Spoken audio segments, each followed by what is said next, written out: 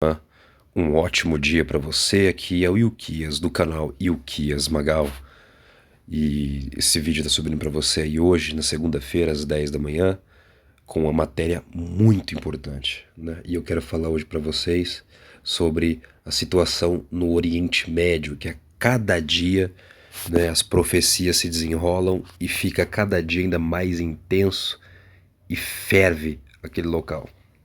Em especial sobre Israel, né? Que é o relógio de Deus para o mundo, que é o grande reduto dos sinais do Senhor para nós dos últimos tempos, é essa terra. E aconteceu, né, nessa semana que passou, esse aqui, ó. Ataque com mísseis de quinta-feira destruiu o centro de comando iraniano e do Hezbollah em Damasco. Ao que parece, de todos os ataques que Israel fez na terra da Síria, esse aqui foi o maior. Ele destruiu o centro de comando. Imagina, é onde estava depósitos, comandantes, foguetes, etc., dentro guardado, e era o centro de comando fora do Irã e do Líbano que comandava os ataques e as operações dentro do território sírio, né? Era o cérebro do Irã e do Hezbollah dentro da Síria, e Israel o destruiu completamente. Vamos ler? O ataque com mísseis sobre Damasco na quinta-feira, dia 21 de julho, foi uma das operações mais abrangentes e estrategicamente importantes já atribuídas a Israel na Síria. Ele atacou o parque iraniano, que, segundo fontes militares exclusivas do Debkafel, hospedou o centro de comando geral do Irã e do Hezbollah na Síria. O local está situado em Al-Saida Zainab, um santuário sagrado xiita em um subúrbio ao sul de Damasco. Os prédios demolidos incluíam depósitos de munição e um estoque de foguete, bem como as instalações do pessoal de comando e segurança. A Síria informou oficialmente que 3 soldados foram eliminados no ataque e 7 ficaram feridos. Outras fontes se referiram a 8 eliminados, incluindo 3 não-sírios. Nossas fontes descobriram que o número de eliminados chegou a dezenas de oficiais da Guarda Revolucionária Iraniana e seus representantes, do Hezbollah. A operação ocorreu durante uma semana em que o presidente do Irã, Ebrahim Raisi, recebeu Vladimir Putin da Rússia e Recep Tayyip Erdogan da Turquia para uma rara cúpula trilateral. No entanto, outro visitante de Teherã ficou fora dos holofotes.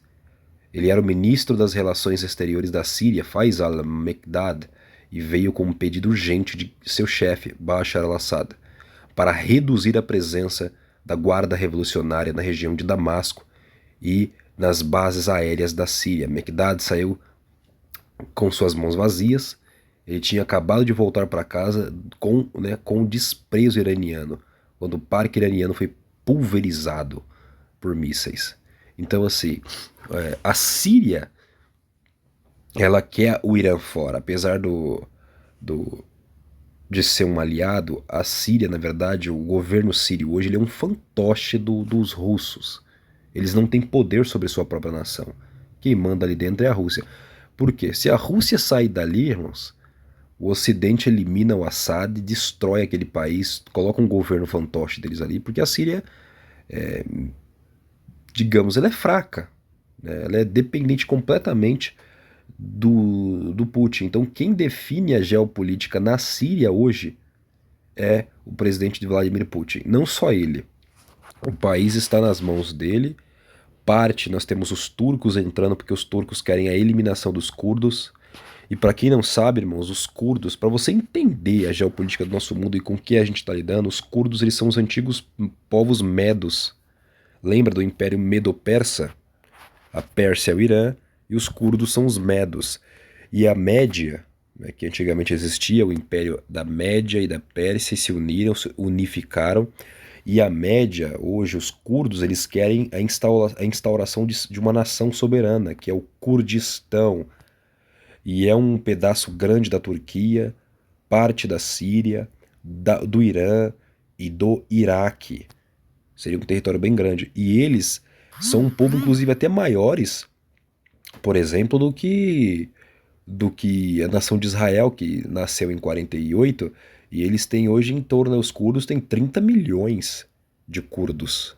É uma nação grande, militarmente forte, experiente, não é? Então é uma nação que é um povo histórico, importante, interessante de você olhar, mas que foi abandonado pelos Estados Unidos recentemente, né? Que como sempre os Estados Unidos só usa.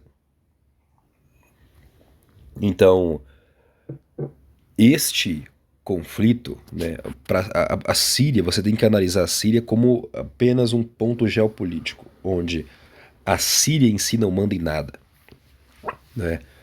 Mas é um lugar profético que já, como Isaías profetizou, no capítulo 17, seria completamente destruído Damasco, e isso já está ocorrendo, já o ocorreu, e Israel eliminou o centro de comando do Irã e do Hezbollah dentro de Damasco. Por quê? Porque se essas nações se estabelecerem na Síria, conseguirem se estabelecer, e se a política que Israel hoje tem um acordo com a Rússia, onde Israel pode atacar a Síria à vontade, desde que não ataque o Assad e nem prejudique os interesses russos na região. Então Israel e a Rússia têm isso. Agora, Israel fala que, né, Israel só ataca visando eliminar a presença iraniana e dos seus aliados da região, como Hezbollah e outras milícias e facções ali dentro presentes. Aí pro Putin não tem problema nenhum, aí problema do Irã. Mas se o Irã estabelecer uma logística dentro da Síria, colocando militares, armas ali perto, eles ficam mais próximos de atacar Israel e ainda cria um corredor. Eles querem criar um corredor logístico para distribuição de armas para facções, para o Líbano, para os Houthis e também para os palestinos, né? E é uma coisa que Israel não vai permitir acontecer, porque a permitir isso acontecer seria algo muito terrível para Israel. Israel é uma nação, irmãos. Vamos colocar assim. Eu vou explicar a geopolítica israelense e a mentalidade de Israel. Inclusive foi uma pergunta que eu fiz para o comandante Farinazo, né? Ele me respondeu lá no canal dele, do Arte da Guerra, que eu recomendo. Eu acho, inclusive, que falta para ele, eu não sei se ele conhece muito bem das profecias, falta esse ponto para ele, porque aí ele vai começar a analisar as coisas com um olhar diferente, né? Mas no mais, assim, tem muito conhecimento. Israel, eles agem, né? Israel, as guerras que Israel faz é sempre guerra de manobra e nunca de atrito. Israel não faz guerra convencional, tá? Por quê? Por isso que Israel sempre vai manter os seus inimigos a uma distância de segurança. Ou como se não me engano, foi em 2001, eu não me recordo agora, mas Israel fez um ataque, né? A Operação do Deserto lá, que Israel fez um ataque e destruiu um depósito, né? Um armazenamento né? Que seria nuclear, um desenvolvimento de uma indústria nuclear do Iraque. Israel destruiu completamente. E Israel faz esses ataques destruindo todos os principais pontos e a presença iraniana dentro da Síria. Israel faz guerras de manobra, como foi em 67, porque Israel não pode confrontar um exército de perto num conflito convencional, como está sendo na Ucrânia. Porque a sociedade israelense não aguenta, não suportaria uma guerra total de atrito, onde eu tenho que ficar em campo de batalha, no chão, combatendo por muito tempo, enfrentando ataques de todos os lados. Isso para Israel não existe. Israel é uma nação que faz por excelência guerra de manobra. Então Israel geralmente, quando eles querem destruir um inimigo e vencer um conflito, Israel cria uma estratégia e eles fazem um ataque surpresa, ninguém está esperando, faz um ataque surpresa, destrói todas as bases do inimigo, corta todas as linhas de abastecimento do inimigo e faz ele se render rapidamente, como foi em 67. Em 67, Israel tinha uma desvantagem muito grande, porque a maior força aérea da região era o Egito. E quem domina os céus no conflito, quem tem mais caças para atacar pelo alto, geralmente tem uma vantagem. E hoje Israel tem essa vantagem no Oriente Médio. pelos céus, Israel ele é o mais poderoso do Oriente Médio, né? Só que naquela época não era. E o que Israel fez para nivelar o conflito e destruir o inimigo?